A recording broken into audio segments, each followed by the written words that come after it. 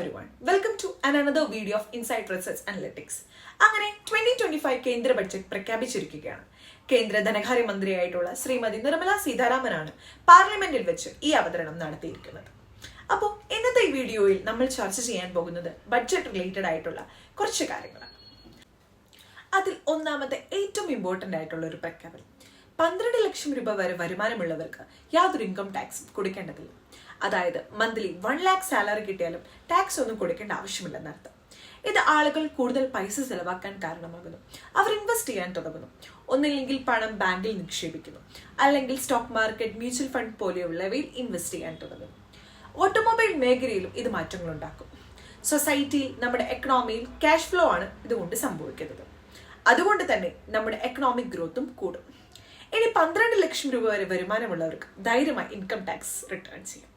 രണ്ടാമത്തെ ഏറ്റവും ഇമ്പോർട്ടന്റ് ആയിട്ടുള്ള പ്രഖ്യാപനം, സുസ്ഥിര കൃഷിക്കും ഓർഗാനിക് ഫാമിനുമുള്ള ഒരു പ്രോത്സാഹനമാണ്. കർഷകർ കൃഷി ചെയ്യുമ്പോൾ ജലസംഭരണ സാങ്കേതിക വിദ്യകളും അതുപോലെ തന്നെ ഓർഗാനിക് കൃഷിയും സ്വീകരിച്ചു കഴിഞ്ഞാൽ അവർക്ക് ടാക്സ് ഇളവുകളും അതുപോലെ തന്നെ കൂടുതൽ സബ്സിഡിയും ലഭിക്കും. ജലം മലിനമാക്കാതിരിക്കുക, പരമാവധി ജലം നഷ്ടപ്പെടുത്താതിരിക്കുക, അതുപോലെ തന്നെ ഓർഗാനിക് ആയിട്ടുള്ള കീടനാശിനികൾ മാത്രം ഉപയോഗിച്ചുകൊണ്ട് കൃഷി ചെയ്യുക, ഇവയെല്ലാമാണ് സർക്കാർ ഇവിടെ പ്രോത്സാഹിപ്പിക്കാൻ ഉദ്ദേശിക്കുന്നത്.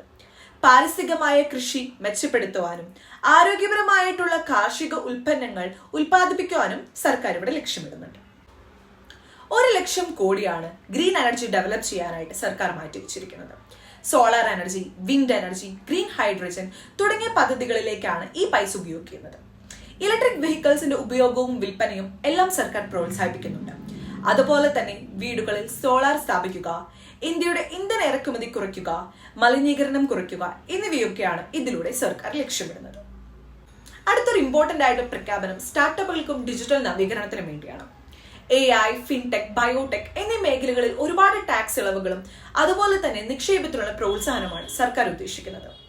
ക്യാപിറ്റൽ ഗെയിൻസ് ടാക്സ് ഒഴിവാക്കൽ, ലളിതമായ ലൈസൻസ് വ്യവസ്ഥകൾ എന്നിവയിലൂടെ ഇന്ത്യയെ വലിയൊരു സ്റ്റാർട്ടപ്പ് കേന്ദ്രമാക്കി മാറ്റാനാണ് സർക്കാർ ലക്ഷ്യമിടുന്നത്. AI ടെക്നോളജിക്കും അതുമായി ബന്ധപ്പെട്ട ഗവേഷണത്തിനും പഠനത്തിനും വേണ്ടി മാത്രം 500 കോടി രൂപയാണ് സർക്കാർ മാറ്റിവെച്ചിരിക്കുന്നത്. അതുപോലെ തന്നെ 100 കോടി രൂപയ്ക്ക് 5 സെന്റർ ഫോർ എക്സലൻസ് AI വേണ്ടി സ്ഥാപിക്കും. 10 ലക്ഷം കോടിയാണ് ഇൻഫ്രാസ്ട്രക്ചർ ഡെവലപ്മെന്റിന് വേണ്ടി സർക്കാർ അടുത്ത വർഷത്തേക്ക് മാറ്റിവെച്ചിരിക്കുന്നത്. റോഡ്സ്, മെട്രോ, റെയിൽവേ, ലോജിസ്റ്റിക് പാർക്കുകൾ, സ്മാർട്ട് സിറ്റികൾ എന്നിവയ്ക്ക് വേണ്ടിയാണ് ഇത് ഉപയോഗിക്കുക. രാജ്യത്തെ ഗതാഗത സംവിധാനം മെച്ചപ്പെടുത്തുന്നതിനും പുതിയ തൊഴിലവസരങ്ങൾ സൃഷ്ടിക്കുന്നതിനുമാണ് പ്രധാന ഉദ്ദേശം. ഇതോടൊപ്പം രാജ്യത്തെ ഇൻഫ്രാസ്ട്രക്ചർ വർദ്ധിക്കുമ്പോൾ വിദേശത്തുള്ള ഇൻവെസ്റ്റ്മെന്റിന്റെ ചാൻസും കൂടും. ആരോഗ്യ മേഖലയ്ക്ക് ഒരു ഡിജിറ്റൽ പരിഷ്കരണമാണ് നടത്താൻ പോകുന്നത്. ടെലിമെഡിസിൻ, ഡിജിറ്റൽ മെഡിക്കൽ റെക്കോർഡ്സ്, അതുപോലെ തന്നെ AI അടിസ്ഥാനപ്പെടുത്തിയിട്ടുള്ള രോഗനിർണയം എന്നിവയ്ക്ക് ബഡ്ജറ്റിൽ വലിയ നിക്ഷേപമാണ് അനുവദിച്ചിട്ടുള്ളത്. ഗ്രാമീണ മേഖലകളിൽ മെഡിക്കൽ സേവനം മെച്ചപ്പെടുത്താൻ ഇത് സഹായിക്കും. അതുപോലെ തന്നെ അതിവേഗ ചികിത്സയും ഇതിലൂടെ ലഭ്യമാക്കും. കർഷകർക്ക് ഉയർന്ന PM Kisan payment. PM Kisan Yojana പദ്ധതിയിലൂടെ കർഷകർക്ക് നേരിട്ട് സാമ്പത്തിക സഹായം ലഭിക്കുന്നത് 6000 രൂപയാണ്. അത് ഉയർത്താനാണ് ഈ ബഡ്ജറ്റിൽ പദ്ധതിയിടുന്നത്. ജലസേചന സംവിധാനങ്ങൾ, നവീകരണ കൃഷി സാങ്കേതിക വിദ്യകൾ എന്നിവയ്ക്കും സഹായം ലഭിക്കും. തൊഴിൽ പരിശീലനം നൽകാൻ വേണ്ടി മാത്രം 50,000 കോടി രൂപയാണ് സർക്കാർ മാറ്റിവെച്ചിരിക്കുന്നത്.